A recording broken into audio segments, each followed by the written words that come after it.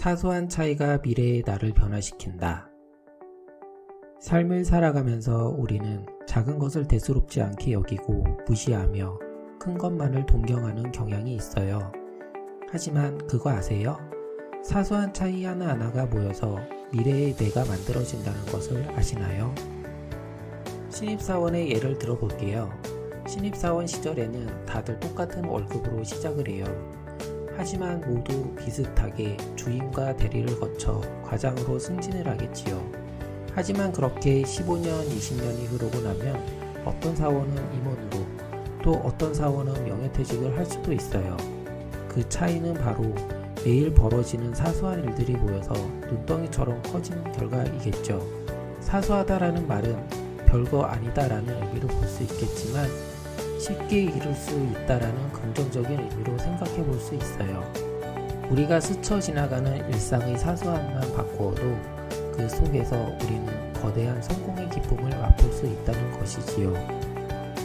그러면 우리는 어떻게 사소한 차이를 실천해야 할까요? 첫 번째, 핸드폰 바탕화면에 목표를 띄워놓습니다. 미국의 한 신문 기자는 기업가, 은행가, 의사, 예술인, 군인, 각계각층의 성공한 사람들을 취재했는데 그들에게는 모두 같은 교집합이 있었습니다. 그것은 바로 그들의 작업 공간에 있었는데 모두 자신의 꿈, 좌우명, 교훈, 존경하는 인물의 초상화 등을 잘 보이는 곳에 붙여두고 있었습니다. 자신이 목표하는 바를 자주 보이는 곳에 배치하고 수시로 보면서 스스로 다짐을 새로이 하는 것이지요. 빌 게이츠는 10대 시절부터 세계의 모든 가정에 컴퓨터가 한 대씩 설치하는 것을 상상했고 또 반드시 그렇게 만들고야 말겠다고 외쳤다고 합니다. 조지 워싱턴은 나는 아름다운 여자와 결혼할 것이다. 나는 미국에서 가장 큰 부자가 될 것이다. 나는 군대를 이끌 것이다. 나는 미국을 독립시키고 대통령이 될 것이다 라고 늘 스스로 다짐을 했다고 합니다. 지금부터라도 구체적인 목표를 적고 매일 스스로 격려하며 내가 원하는 목표에 한 걸음씩 나아가면 어떨까요?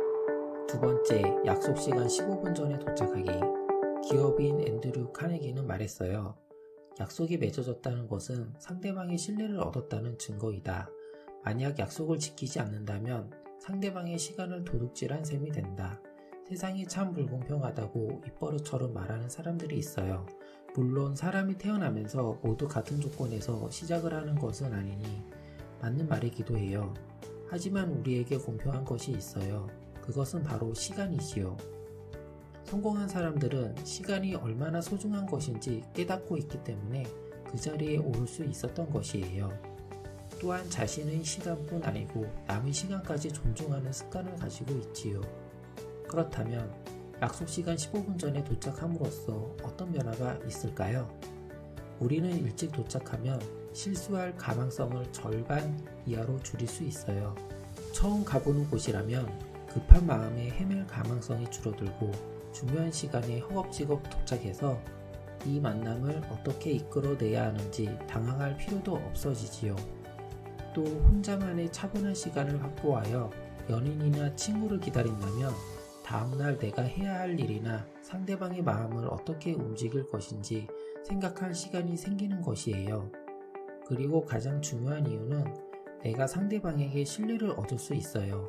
신뢰는 억만금을 주고도 살 수 없는 아주 귀한 것이니까요.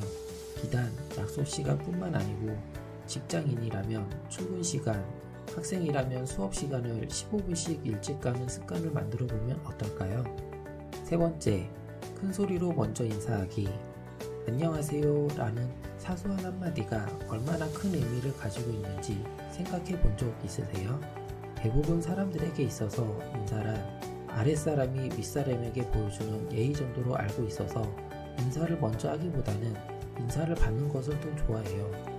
하지만 인사는 상대방에게 대한 존중을 나타내는 의사표현이에요. 나는 당신을 존중하고 있으며 당신과 함께하고 싶다라는 의지를 전달하는 것이지요. 인사야말로 인류가 서로 존재를 인식한 아래로 발전해온 운몽의 산물이며 상대방과 평화롭게 지내고 싶다는 의지를 보여주기 위해 만들어진 것이에요. 오죽하면 유대인과 아랍인의 인사말이 각각 평화라는 뜻을 가진 리알룸, 샬람이겠어요.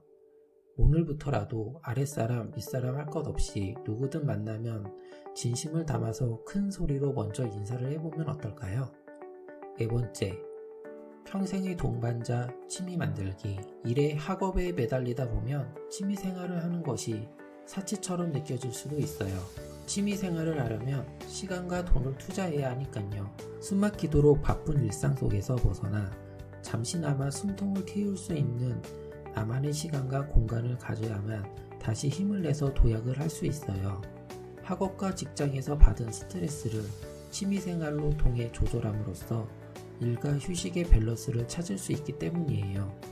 영국 버진그룹 총수인 리처드 브랜드는 30개국 200여 개의 회사를 거느리고 있는 억만장자예요. 그는 취미로 열기구를 타고 세계 곳곳을 누비는 것인데요. 그는 목숨을 건 열기구 여행이니 나에게 끝없는 상상의 나래를 펴게 하면 그로 인해 새로운 도전이 시작된다라고 말하였어요.